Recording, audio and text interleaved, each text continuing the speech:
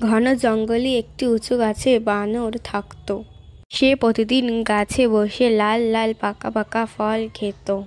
গাছের নিচেও একটি কুমির থাকতো। সে বানরকে দেখে ভাবলো, আহা, এ কি বানর, এ তো খুব মজা করে ফল খায়। কুমির বানরকে বলল, তুমি কি আমার বন্ধু হবে? বানর বলল, হ্যাঁ, কেন নয়। বানর প্রতিদিন গাছের থেকে পাকা ফল ছিঁড়ে কুমিরকে দিত। তাদের বন্ধুত্ব অনেক ভালো হয়ে উঠল। কুমিরের স্ত্রী বলল, আমি ওই বানরের কলিজা খেতে যাই। কুমির লোভে পড়ে গেল। কুমির বানরকে বলল, চলো তোমাকে আমার বাড়ি নিয়ে যাই। বানর কুমিরের পিঠে চড়ে যেতে লাগলো, নদী পার হতে লাগলো। মাঝপথে এসে কুমির বানরকে বলল, আমি তোমাকে খেতে চাই আমার স্ত্রীর জন্য।